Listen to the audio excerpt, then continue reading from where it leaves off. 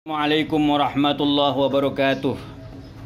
Saudara kaum muslimin rahimakumullah, seperti sering diceramahkan di panggung-panggung dakwah dan mimbar-mimbar khutbah, peristiwa hari raya kurban merujuk pada kisah diperintahkannya Nabi Ibrahim alaihissalam untuk menyembelih putra sematawayangnya, yaitu Ismail alaihissalam. Bisa dibayangkan seandainya Nabi Ibrahim seperti ayah-ayah kebanyakan kita di dunia ini, betapa pedih dan teririsnya hatinya saat hendak menggorok sang buah hati yang sekian lama didambakan. Bagi Nabi Ibrahim, Ismail tentu adalah anugerah paling mahal, lebih dari sekedar menghapus dugaan kemandulan istri beliau selama ini. Melainkan sang putra adalah pribadi yang cerdas, sabar juga bijaksana. Ada masa depan gemilang dari dalam diri Ismail alaihissalam. Tapi Nabi Ibrahim bukan seperti ayah-ayah kebanyakan kita. Kecintaannya kepada Allah Subhanahu wa ta'ala yang memuncak mengalahkan segalanya. Melalui musyawarah dan persetujuan tanpa paksaan putranya itu, Nabi Ibrahim melaksanakan perintah penyembelihan itu, meskipun pada akhirnya ritual itu batal ditunaikan atas kehendak Allah Subhanahu wa ta'ala. Larangan Allah terhadap penyembelihan darah manusia, yaitu Ismail, oleh Nabi Ibrahim membuktikan bahwa perintah yang didapat dari mimpi tersebut sebatas ujian belaka, dan bahwa ritual pengorbanan nyawa manusia sebagaimana tradisi biadab sejumlah kaum terdahulu adalah hal yang dikecam keras oleh Allah Subhanahu wa ta'ala. Nabi Ibrahim lulus dari ujian super berat dan objek penyembelihan pun digantikan dengan domba yang sangat besar. Kaum muslimin rahimakumullah, ada pesan menarik dalam kisah Nabi Ibrahim dan keluarganya ini. Cerita tersebut menunjukkan bahwa tak ada harta paling sejati dan paling mahal dibandingkan ketundukan secara totalitas kepada Allah Subhanahu wa ta'ala. Nabi Ibrahim mampu meruntuhkan seluruh cara pandang hidup yang mengatakan kekayaan duniawi, termasuk anak, adalah hal yang paling utama. Dalam Al-Quran dikatakan, innama amwalukum wa auladukum fitnatun wallahu indahu ajrun azim. Sungguh harta-hartamu, anak-anakmu hanyalah cobaan bagimu, di sisi Allah pahala yang besar.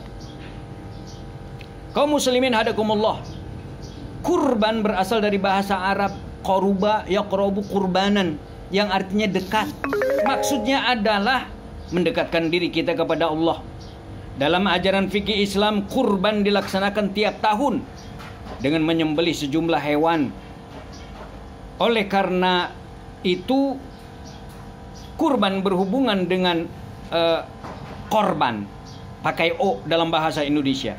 Sebab seorang pelaksana kurban tengah mengorbankan sebagian hartanya berupa hewan ternak untuk dibagikan kepada sesama. Nabi Ibrahim yang menjadi teladan dalam ritual tahunan tersebut mengajarkan bahwa seorang hamba jangan tertipu daya dengan kekayaan yang sifatnya sesaat saja. Ada kehidupan yang lebih hakiki dan perlu diperjuangkan ketimbang kehidupan dunia yang fana ini. Karena itu, mengorbankan sebagian harta lillahi ta'ala tidak akan ada ruginya. Sikap semacam ini yang ditunjukkan Nabi Ibrahim alaihissalam, yang juga diikuti putranya Ismail yang begitu patuh dan saleh. Dengan bahasa lain, pengorbanan adalah bentuk cara pandang manusia yang jauh ke depan menuju kehidupan bahagia di akhirat kelak insyaallah secara abadi. Wa mal hayatud dunya illa la'ibu wa lahu walad darul akhiratu khairul lil ladzina yattaqun afala taqilun.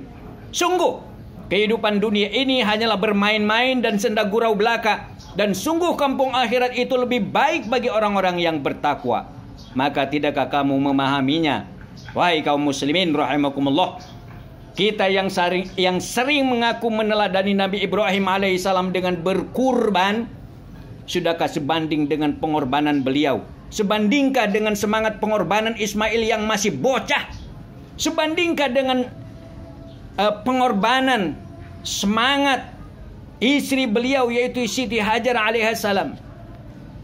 Untuk membeli hewan kurban saja, kadang masih bersiasat untuk mendapatkan harga paling murah, jika perlu membelinya jauh pada bulan-bulan sebelumnya.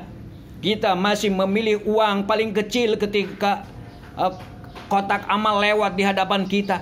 Kita juga misalnya sering tak sudi berkorban sedikit tempat saja saat menaiki kendaraan umum, berkorban sedikit tenaga saja untuk membantu mereka yang membutuhkan. Di manakah semangat kurban yang mewujud dalam kehidupan kita sehari-hari? Kadang pula karena mendapatkan sedikit pengetahuan agama, kita tidak mau berkorban mendengarkan pendapat kelompok lain. Karena dianugerahi sedikit kedudukan, kita ogah mendengarkan unek-unek dan aspirasi orang lain. Berkurban adalah tentang melawan kecenderungan materialisme untuk senantiasa mendekatkan diri kita dan bertakwa kepada Allah Subhanahu wa taala serta meraih kebahagiaan yang lebih hakiki. Semoga Al-Fakir dan saudara-saudara sekalian dapat menghayati dan menerjemahkan pesan ceramah saya ini dalam kehidupan sehari-hari secara maksimal. Wallahul muwaffiq ila aqwamit thoriq. Wassalamualaikum warahmatullahi wabarakatuh.